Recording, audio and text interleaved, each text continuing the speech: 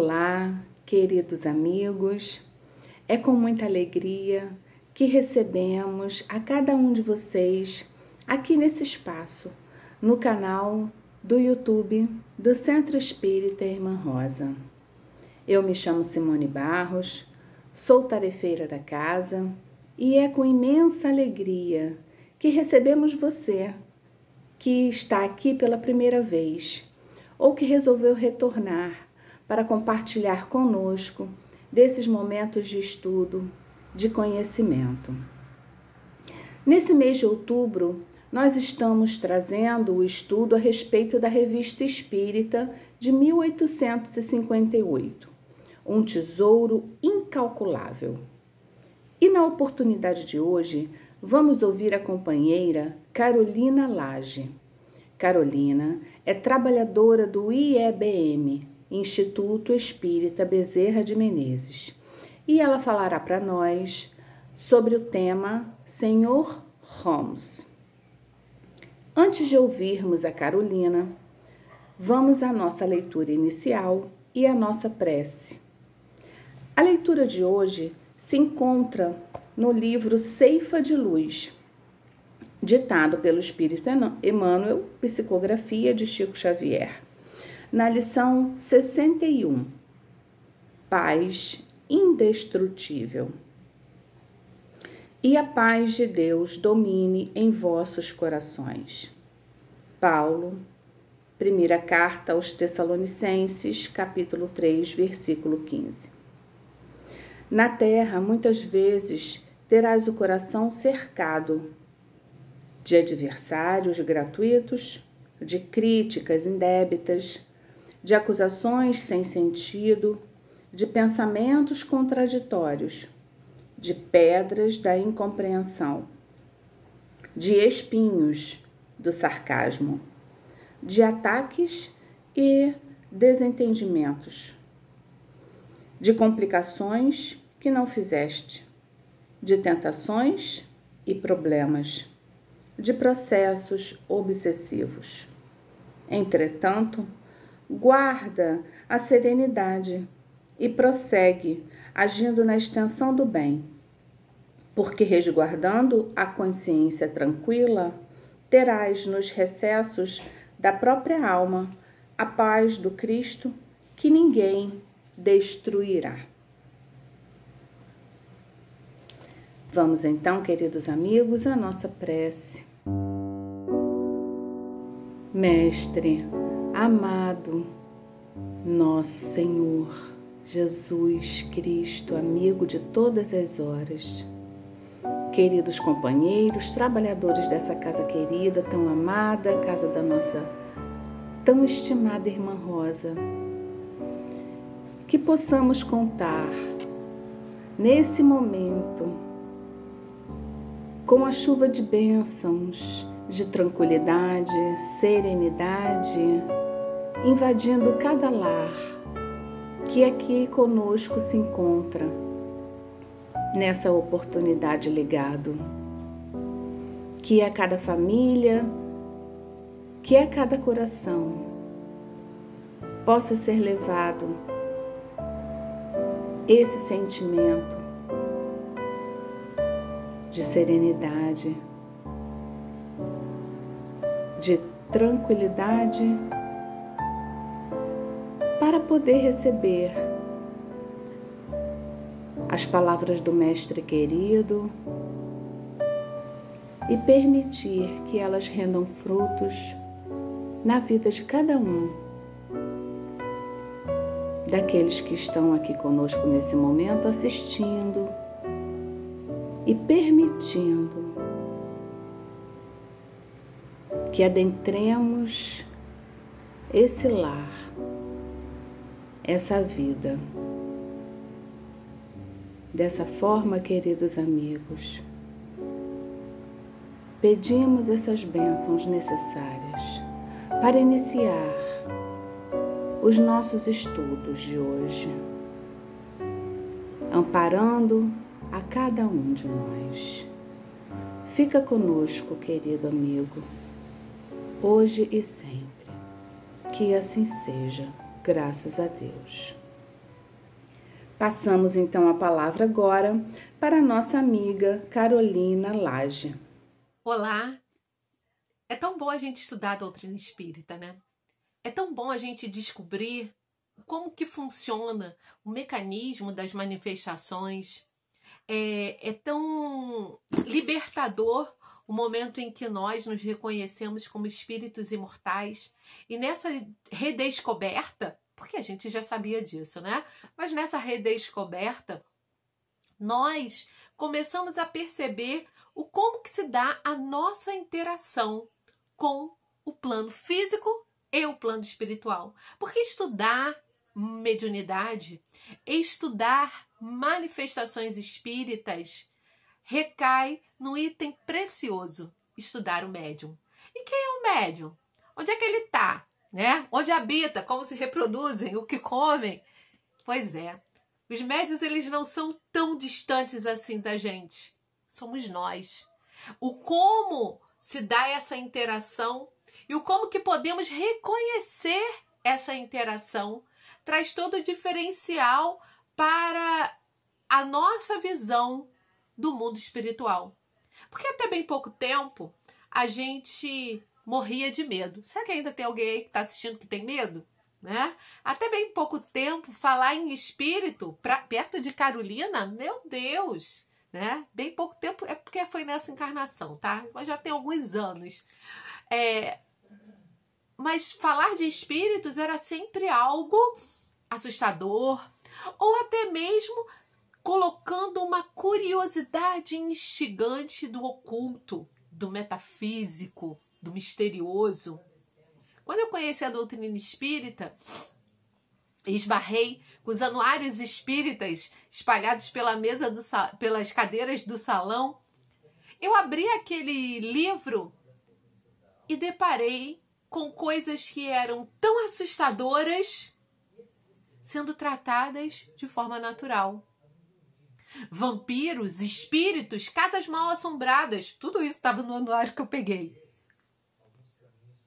E de repente eu fui lendo aquilo e falavam daqueles seres não com medo e pavor, não ensinando o que rezar e velas para acender, e sim falando da manifestação inteligente e a maneira como esses espíritos ainda estavam num processo evolutivo e tinham muito para aprender.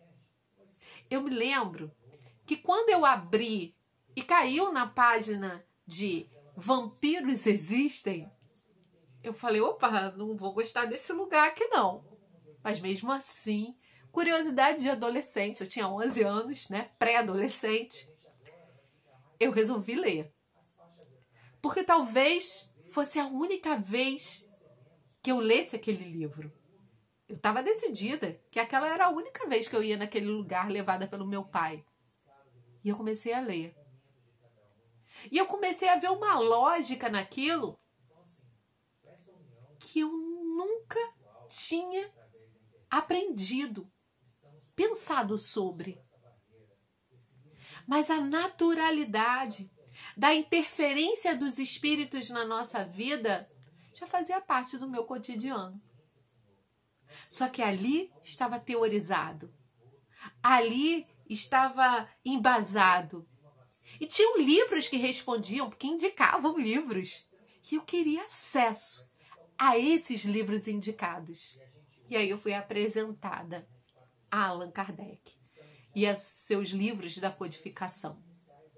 E nesse momento que comecei a estudar Kardec, eu confesso para vocês que não parei mais, né? Virou o meu autor, um dos, né, mais estudados e dos livros mais movimentados na minha casa, na minha vida, nas minhas bolsas, nas minhas idas e vindas do trabalho.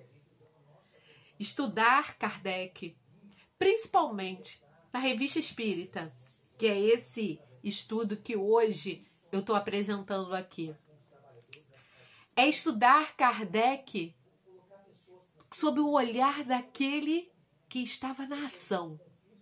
Não com um trabalho pronto, da codificação, revisado, né, realinhado, reeditado. É reconhecer um Kardec com uma produção absurda, porque o que a gente conhece, né, da Revista Espírita é apenas a parte selecionada que entrou. Tem muito mais de Kardec, tem muito mais de fenômenos, tem muito mais de pioneiros do espiritismo, de adeptos, de patrocinadores, de pessoas que estavam ali auxiliando Kardec. E Kardec sentia e contava com esses colaboradores. Como a gente já sabe, Kardec, na sua encarnação enquanto Hippolyte Léon Denis Arrivaio, né, e que ele usa o codinome de Allan Kardec, que era um nome de uma encarnação, de uma das suas encarnações passadas, ele não era um médium produtor de fenômeno. Por que eu estou falando isso? Porque a gente sabe que a mediunidade, ela nos atinge de várias formas, né? Então Kardec, ele não era aquele que recebia a mensagem, porém, né, através da interação com os espíritos, ele era guiado e a sua intuição era acionada, né? Mas algo que é muito interessante pensar é que Kardec, ele não era um produtor de fenômenos, porém, ele também não era aquele que se encantou e se deslumbrou. Vou usar o termo deslumbramento, né, para que a gente entenda que muitas das vezes aqueles que não o fazem e percebem e conhecem alguém que o faz, acaba colocando aquele indivíduo num pedestal e coloca até um véu ali, né, de pureza e purificação naquele que o produz. Nesse deslumbramento, a gente se afasta do fato. Então, Kardec, ele traz pra gente, na Revista Espírita, de 1858, o estudo sobre a mediunidade do Sr. Home. Nesse estudo, ele não faz um artigo, ele faz vários artigos e depois ele continua se referindo, né, não só nos artigos intitulados, mas, por exemplo, nas manifestações físicas, né, que são 2 artigos, ele trata do caso do Sr. Home. Na teoria das manifestações físicas, porque o Sr. Home era um médium de efeitos físicos. Coisas aconteciam e que eram visíveis a todos os presentes. Vamos pensar hoje, 2020, já ia falar de 2021, né? O ano já está indo embora, mas 2020, a gente pensar numa manifestação física acontecendo na nossa casa. E aí eu vou falar para aquele que já estudou manifestação física.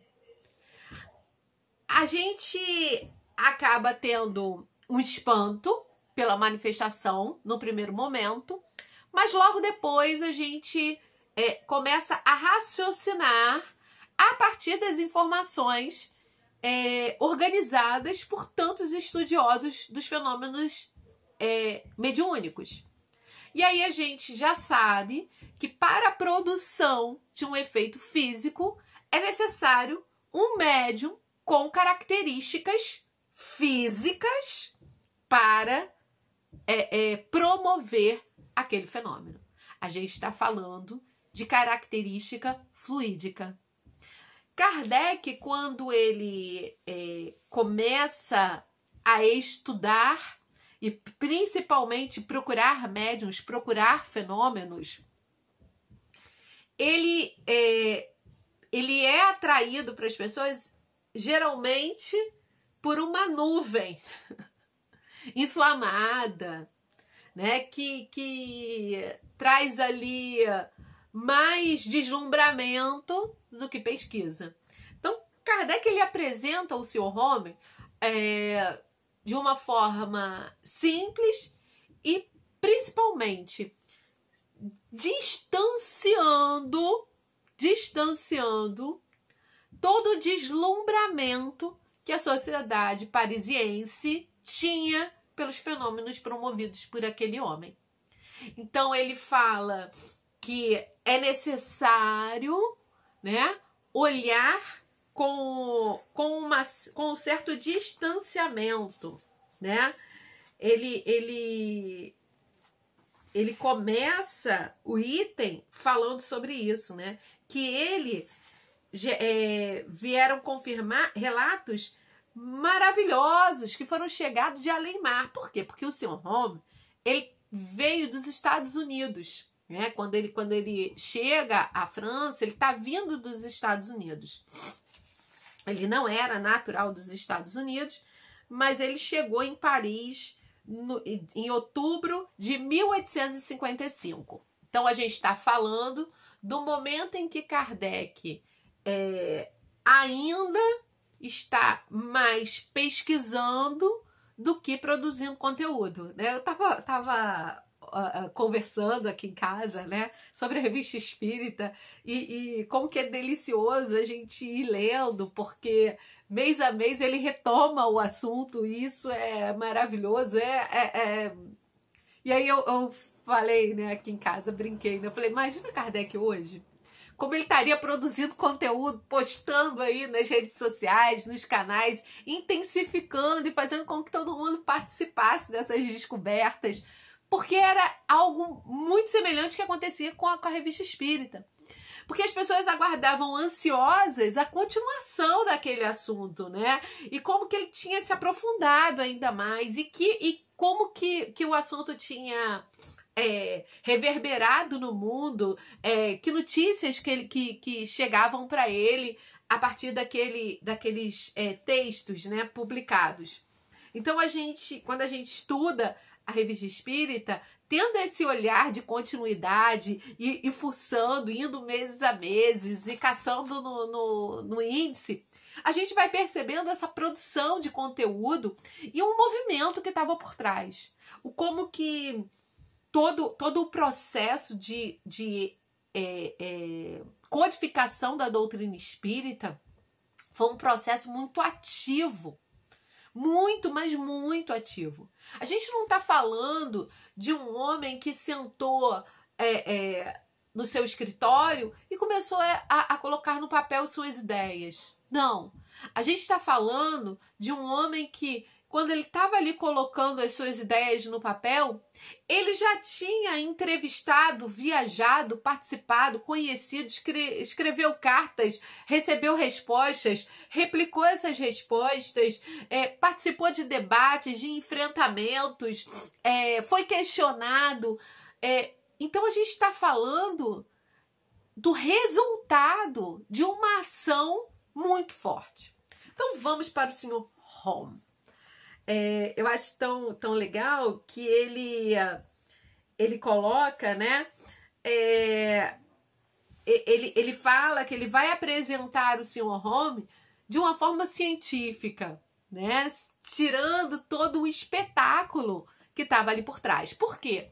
Porque o Sr. Home era um médium de 24 anos e que ele era convidado para as casas, né? E nessas reuniões que eram promovidas, ele conseguia ali fazer os fenômenos que a gente tão comumente fala, que são os fenômenos originários da doutrina espírita codificada, que eram as pancadas, o movimento das mesas, o dançar das mesas, porém, ele ainda conseguia outros fenômenos, que é isso que Kardec quer tratar nesses artigos, com uma intensidade e uma precisão.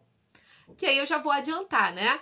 Ele conseguia materializar principalmente mãos. Em momento nenhum Kardec fala de aparência dos espíritos, mas ele trata da materialização de mãos, sensíveis ao toque e que promoviam toque nas pessoas, né?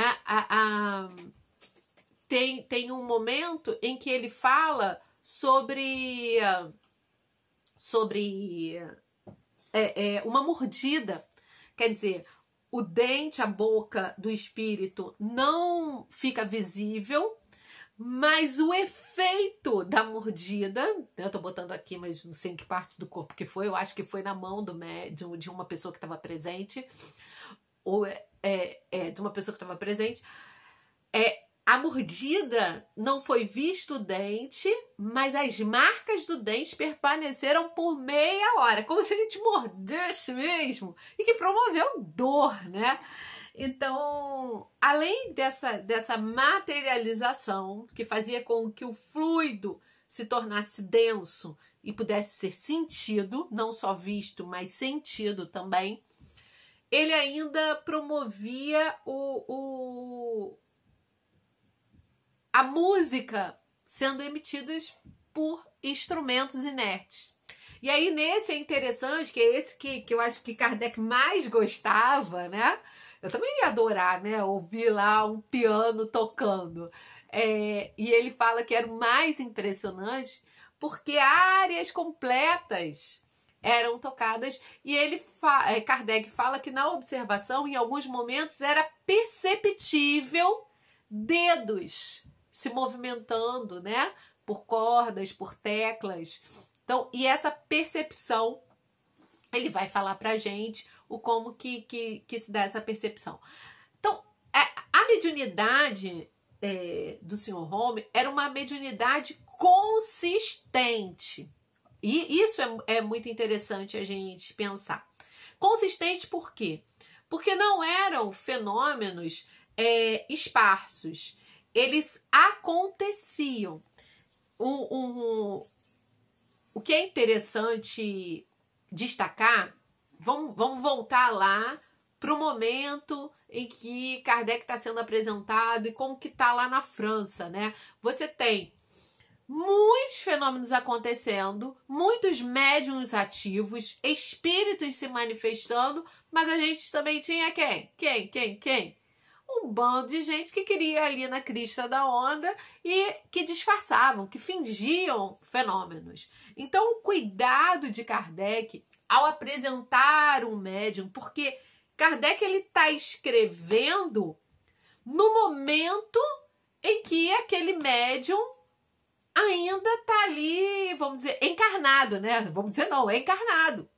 Então, ele está escrevendo sobre pessoas contemporâneas a ele.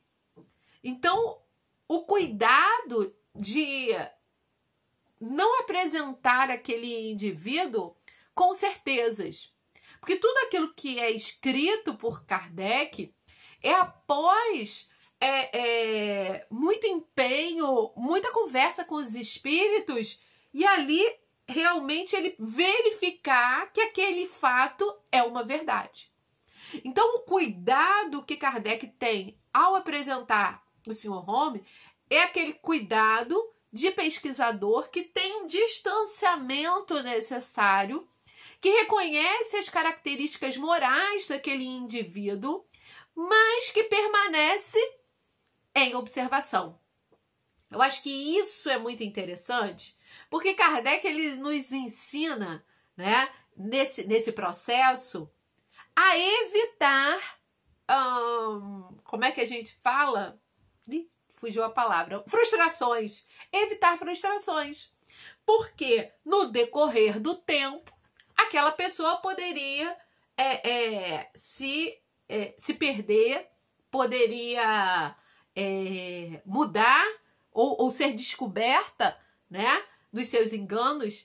E aí eu vou trazer isso para os nossos dias, que esse cuidado e essa precisão que Kardec trata os médiuns, a gente tem que ter hoje. Evitaria muitas frustrações que nós temos aí socialmente. De confiar, de depositar, de levantar bandeira de indivíduos. E aí, a gente, de novo, eu vou falar, né? Médiuns, todos nós somos, não só aqueles que manifestam de forma evidente a sua mediunidade. Mas faria com que a gente percebesse que aquele é um ser humano que está vivendo e está sofrendo a mesma pressão social que a gente sofre. E ainda mais particularmente, dentro do processo de mediunidade, o médium ele é capaz de agir, né, mediunicamente pela interferência dos espíritos, porém, ele não deixa de agir de acordo com os seus desejos e suas vontades. O que movimenta o médium nas manifestações é a sua vontade, é o seu desejo.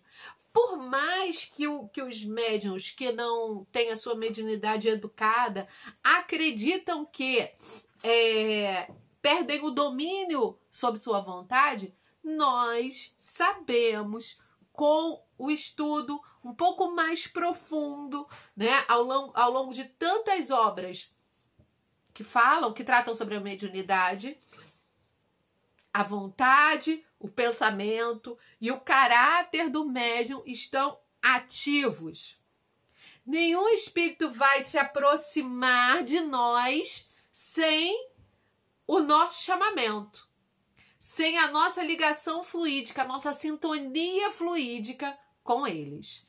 Então, Kardec, ele vai apresentar, fala da faculdade notável, né, do Daniel Douglas Home, que nasceu perto de Edimburgo no ano de 1833, né? Então, no momento em que Kardec está escrevendo, ele tinha 24 anos. Era um rapaz, aí eu achei interessante que eu grifei para ver como que ele apresenta esse rapaz, né?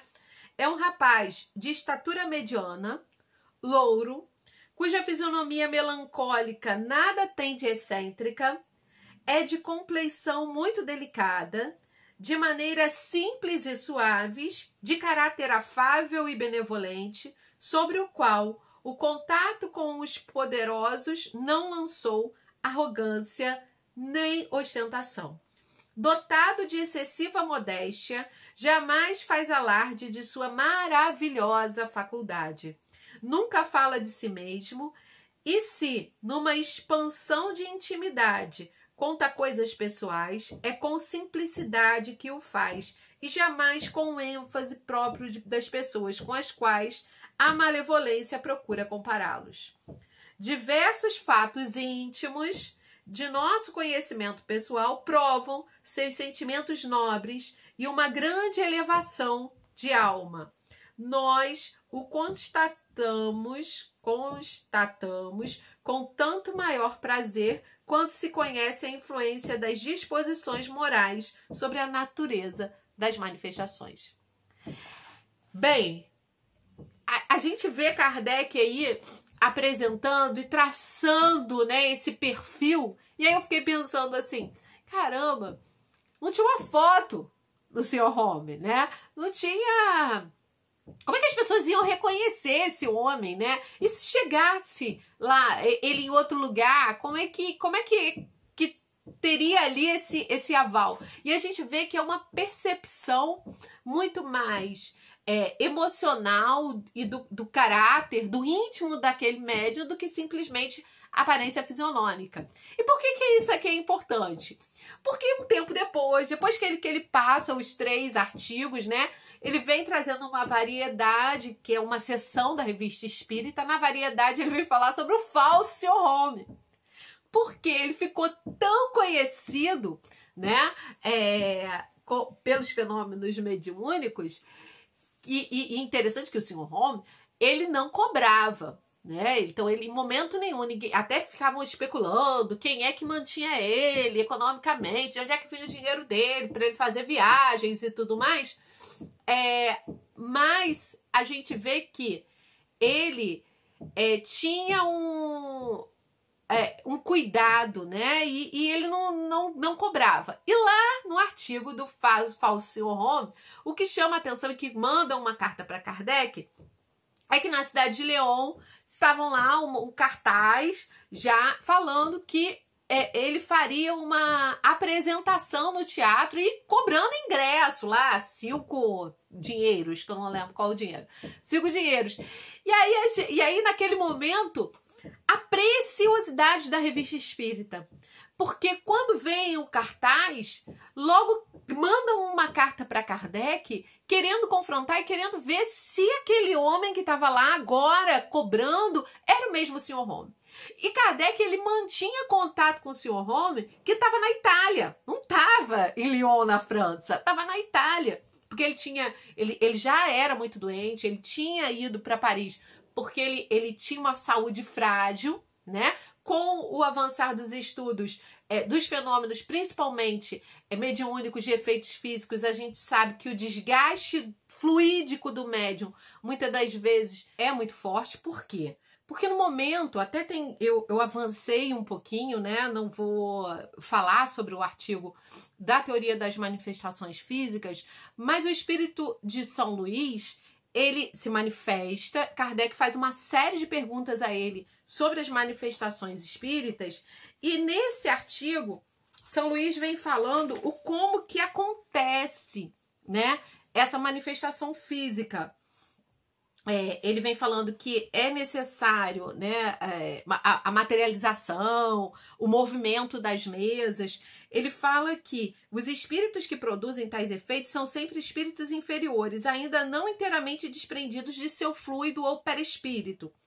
Por quê? Porque eles ainda têm essa ligação para poder captar um pouco de fluido vital. O que anima, por exemplo, no caso a mesa, não é a mão de um espírito que está ali mexendo, né? É essa captura de fluido vital que anima aquelas moléculas e faz com que o movimento aconteça. Então, o efeito físico, ele necessita do espírito ali que ainda tenham características, vamos dizer, entre aspas, físicas, mas de verdade perispiríticas, ainda em ligação com o seu lado mais materializado, que faz essa captura do fluido vital, que vem através, que é capturado do fluido cósmico universal, para animar, né, o objeto, né, as coisas, e também para promover o fenômeno, né? O fluido que o médium emana, quer dizer, essa captura do fluido vital, que passa por uma característica fisiológica do médium e que do médium é emanado, que hoje a gente conhece com o nome ectoplasma, e através desse fluido emanado, as materializações acontecem. Então, é necessário o fluido animal para animar aquela manifestação, principalmente a da materialização, né? O que é interessante da gente pensar, por exemplo, lá no caso do Sr. Home, que ele tem a sua saúde fragilizada. Com o passar e o estudo, né, e a intensificação desses estudos, se percebeu que quando se toca nesse ectoplasma materializado, o perispírito do médium vamos dizer assim, é sensibilizado, né? E aqui, nas manifestações, e aí eu Carolina, né, não tive contato aqui nas informações qual era a doença do Sr. Home, em momento nenhum Kardec fala isso, mas eu fiquei pensando sobre, né? Por exemplo, a gente tem o caso, né, do médium Júlio César Grande, que tinha mediunidade de materialização e que acabou também sofrendo fisicamente algumas ações. E aí eu fico pensando, porque aqui quando Kardec fala, ele fala muito disso, das pessoas tocarem a mão materializada, né? Essa mão tocar e segurar as pessoas, mas muito dessa coisa das pessoas quererem tocar, até mesmo Kardec toca a mão, né? E aí ele compara que é rígido e até produz um calor como um pombo morto a meia hora. Eu acho essa comparação assim bem científica de Kardec, né? E aí a gente percebe que ali ainda era essa descoberta, né? De perceber, de querer realmente testificar o fenômeno que estava acontecendo. Mas então, a questão da saúde do Sr. Home tinha se intensificado, então ele tinha ido para a Itália para um tratamento mais intensivo, não estava fazendo viagem, e lá em Lyon tinha um homem que estava cobrando, né, 5 francos, estava cobrando esse dinheiro para que as pessoas fossem vê-lo, né, num teatro grande, eu não sei quantos lugares. E aí esse homem é desmascarado, o evento não acontece, o dinheiro é devolvido para as pessoas que já tinham comprado o ingresso, mas para que a gente perceba como que essa rede social promovida por Kardec através da Revista Espírita era eficiente. Porque aqueles que estavam lá em Lyon se sentiram responsáveis por aquele fato, né? E pediram auxílio a Kardec, né? Justamente para perceber, esse aqui já que você conhece, esse aqui é o mesmo, né? E aí tanto que o falsário, ele manda uma carta cheio de erros ortográficos, né? Falhas de conteúdo, e que realmente comprova que não era a mesma pessoa. A manifestação física, as aparições que acontecem, como eu já falei, né, para que a gente já vá encerrando, a que mais chama a atenção de Kardec é os instrumentos produzindo sons, né, sons produzidos no ar, né, instrumentos de música que tocam sozinho. E aí, então, nesse momento, ele vai falar no 3º artigo, né, no último artigo, ele vai falar dos fenômenos propriamente dito. E aí eu destaquei aqui três momentos aqui, né? Por exemplo, quando ele fala dessa mão, como eu já falei, né? Mas a análise que ele faz dessa aparição. Essa mão, visível para todo mundo, não é vaporosa nem translúcida. Tem a cor e a opacidade naturais. No punho, termina de maneira vaga, mal definida, como se tivesse, né, diluindo. Se é tocada com precaução, confiança e sem segunda intenção hostil, oferece a resistência, a solidez e a impressão de mão viva. Seu calor é suave, úmido e comparável ao de um pombo morto há cerca de meia hora. Não é de forma alguma inerte, porquanto age, presta-se aos movimentos que se lhe imprime, ou resiste, acaricia-vos ou vos aperta. Se ao contrário quiser despegá-la bruscamente e de surpresa, somente encontrareis o vazio. Então, os espíritos, eles conseguem perceber as nossas intenções, os nossos pensamentos com muito mais precisão do que aqueles que estão encarnados ao nosso redor, né? Então aí o reconhecimento das intenções, né, nas manifestações é perceptível. A gente pode querer camuflar para os encarnados, mas para os espíritos isso é perceptível, né? E aí ele vem falando sobre a escrita, né? Que em alguns momentos essa mão, ela pegava do lápis e escrevia, né? Escrevia letras e até escrevia textos, né? Frases inteiras. E o outro gênero, que é o que chama mais atenção a ele, são os dos instrumentos que tocam sozinhos, né? São pianos e acordeões. Nessas circunstâncias, vê-se distintamente as teclas se agitaram e o fole mover-se. A mão que toca, ora é visível, ora é invisível.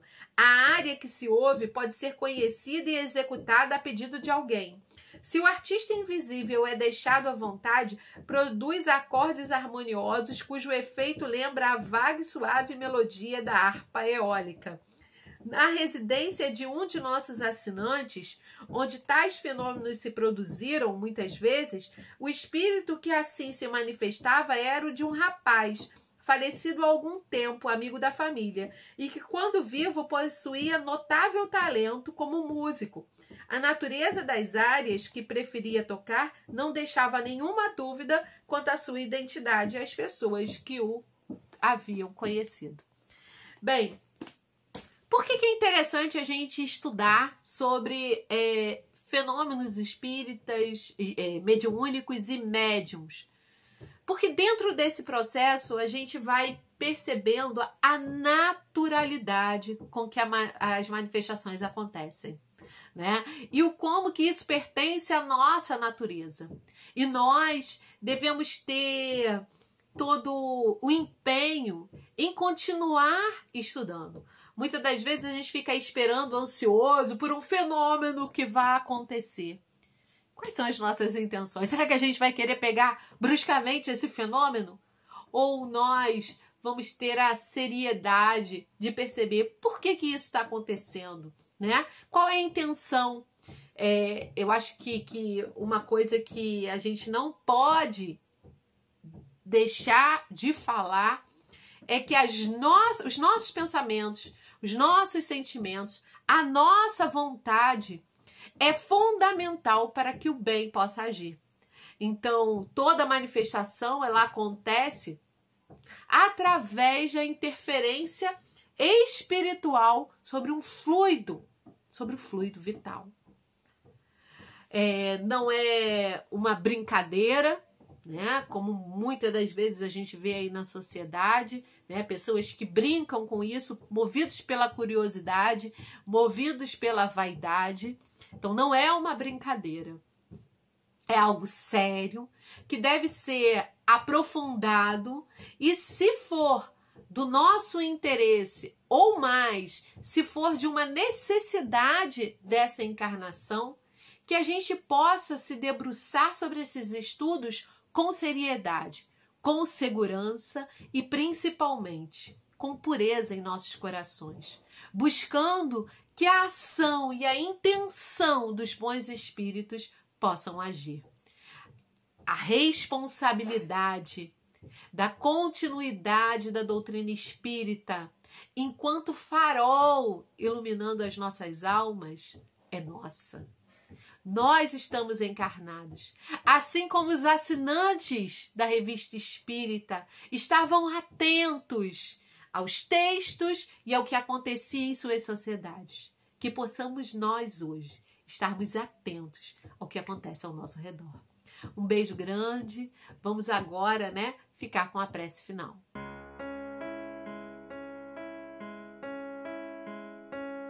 Graças a Deus, graças a Jesus, agradecemos por mais uma oportunidade de estudo cristão à luz da doutrina espírita. Vinculados à casa da irmã Rosa, agradecemos a irmã Bondosa, bem como a irmã Anália Franco e todos os benfeitores e benfeitoras do plano espiritual que dedicam seu tempo em benefício desse projeto de reuniões virtuais que nos mantém unidos em pensamentos e sentimentos, buscando amparo, renovação e forças. Que a luz do Mestre Jesus esteja conosco, em nossos lares, nos renovando no bem, envolvendo também as famílias e a todos a quem direcionamos as nossas preces. E por acréscimo de caridade, abençoando também aqueles que se sentem solitários. Que a cada prece, a cada leitura edificante, possamos nos ligar novamente a Jesus, nosso modelo e guia, o caminho, a verdade e a vida.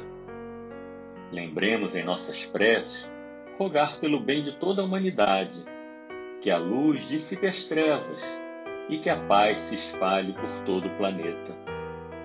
A tolerância e a compreensão encontrem guarida em nossos sentimentos, e assim o amor, em suas diversas nuances, possa se manifestar nas relações familiares, sociais e profissionais. Que a água, diante de estudo e da prece, possa receber as energias superiores que hão de nos ajudar na saúde e no equilíbrio emocional. Muita luz, paz e saúde. Graças a Deus.